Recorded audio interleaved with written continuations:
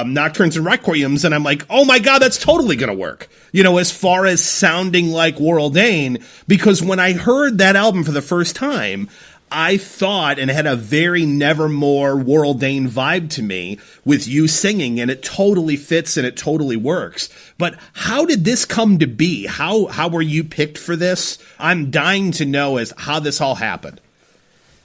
Well, there are many layers. First off, I mean, Jake and I were actually writing one of the songs for the second record together at 6 a.m. or something. Yeah. When we found out that Warrel had died, and this is a really tough situation. You know, just right up front. I mean, it's. I mean, obviously. I'm really honored to do this, and I really want to do this. And I think that I don't think there's a better, not a better singer, but someone more suited out there. I think I'm definitely, if they're going to do it, I think I'm the guy.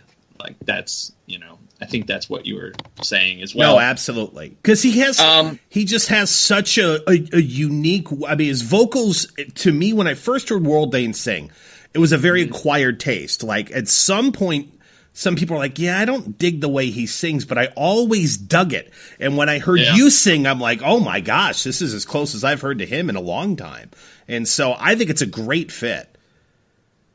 Yeah, you know what I noticed about Warrel's singing is there's no pretense. There's no, and it's always something I tried to do, and there's no affectation going on. He's just being the crazy fuck that he is.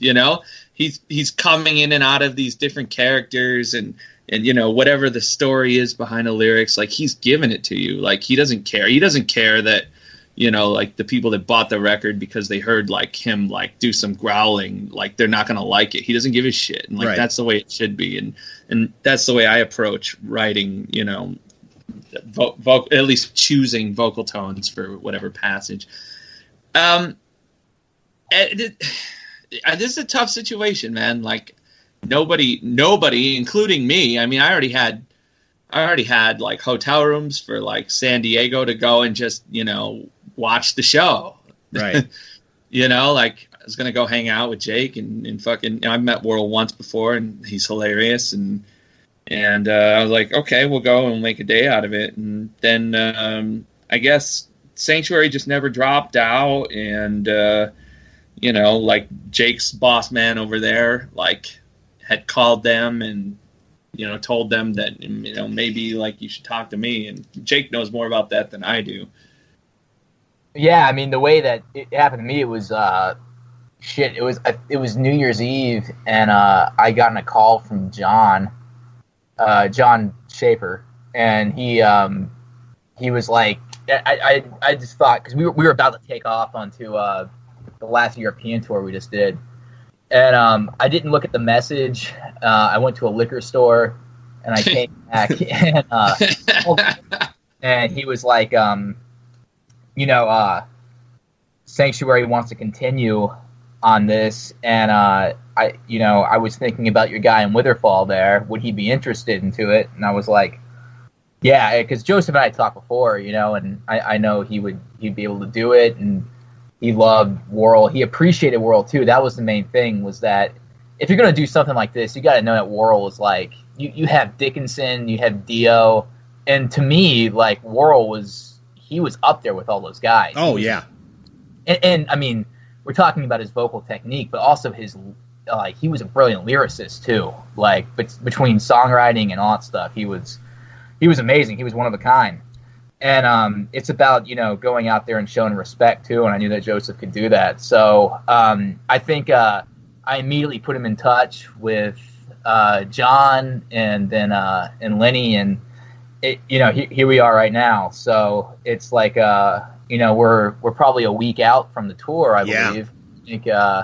I think we'll probably be seeing you in about a week here, right? You're coming to the first night. Yeah, first night in Indy, man. And that's the thing I was going to ask you, Joseph. Have you got a chance to rehearse it all with the band? No, actually, most of those guys live in different places. So right, exactly. This weekend coming up will be the first time with the whole band together. Oh wow, cool.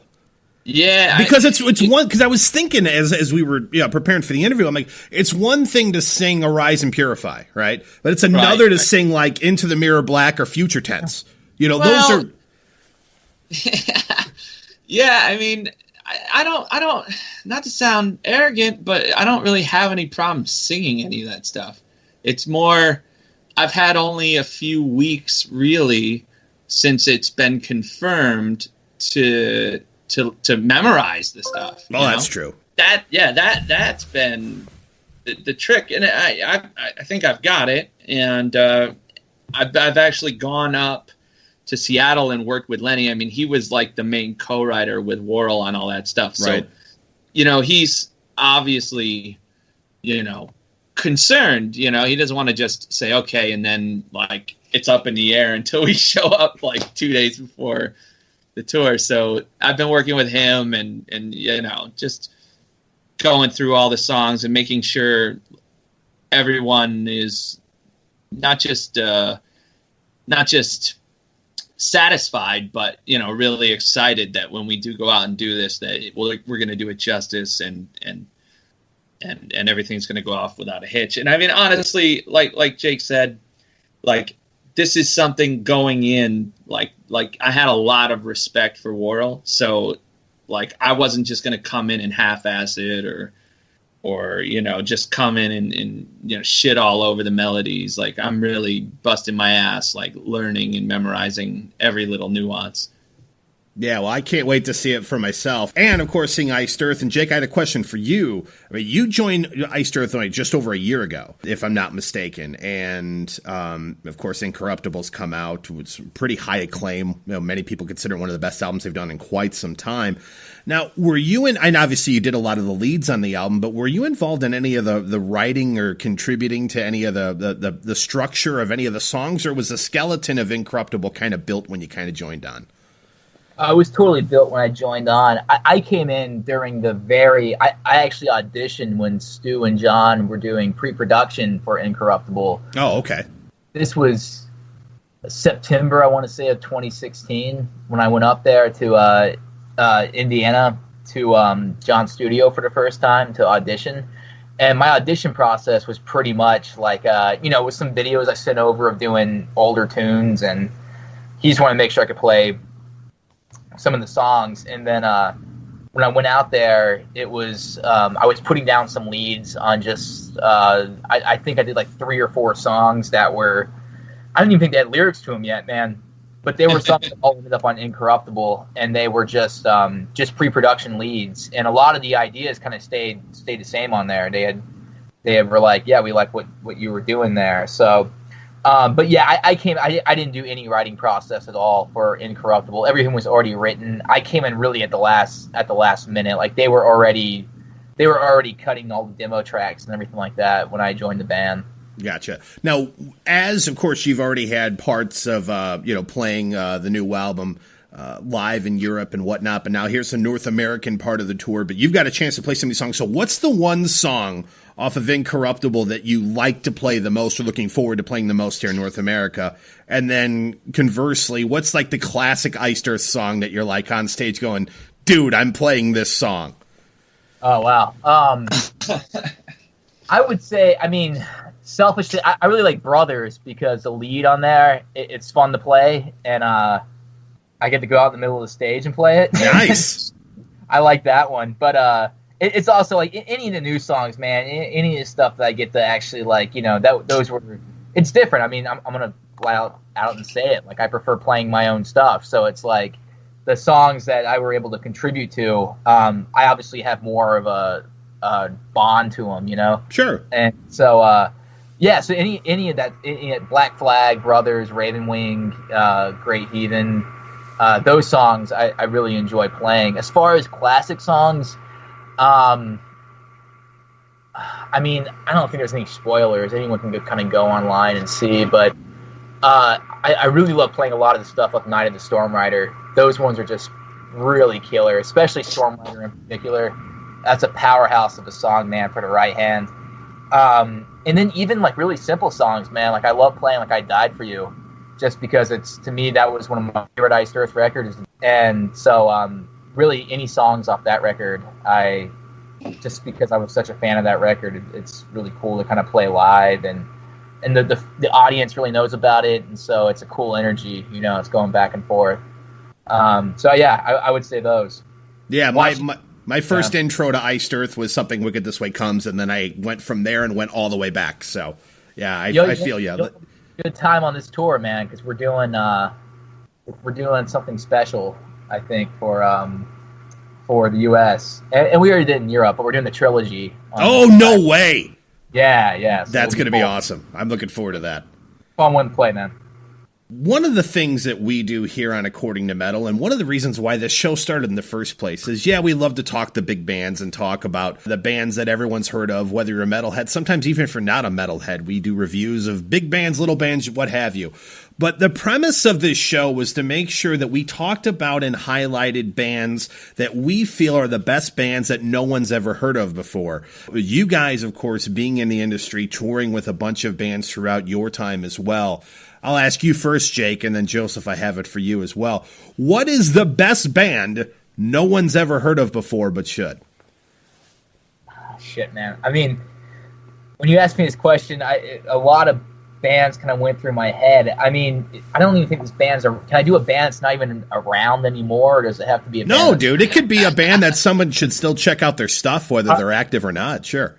For sure, Haji's Kitchen, which came out in, I think, the mid-90s. They were on Shrapnel Records, and I think there was a beef between them and Mike Varney, and only 500 copies of their first record were ever released.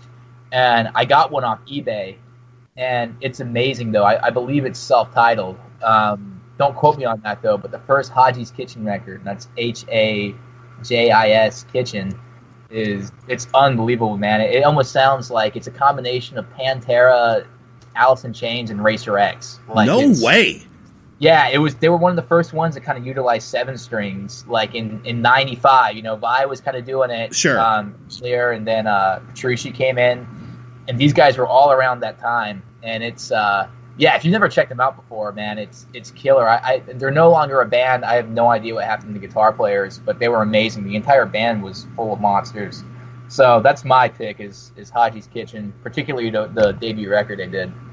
For current bands, actually, there was a band that Joseph and I toured with for a while that was called Icarus Witch, and they were cool. I mean, they're not they are well known. I mean, they have a fan, but Joseph and I did a run with them in 2013, and I think we lost their drummer in like Vancouver or Toronto, like that.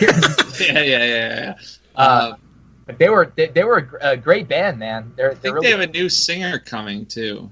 Yeah. They got rid of their singer that they had at the time, which was really good, man. He had a good bluesy rock voice, but all the and solid songs on him, man, and solid guys. So. Icarus Witch. I mean, I'm sure a lot of people have probably heard of them, but if you haven't, they're one that's out there working right now that you can go catch on tour. Sweet. Yeah. I hate just about every band that I hear. I mean, like, I'm not kidding either. But there were a couple bands like growing up, and I think I've mentioned this in interviews before, that like really like were inspiring to me, and I drop their name anytime I get a chance. The first one being Whiskey Gypsy, and these guys, they could play Bohemian Rhapsody with 4-part harmony all the way through. Like it was unbelievable. Like they were insane. They had one album out on CD. And I mean, I don't even think it's been released like widely, but they're from Rochester, New York.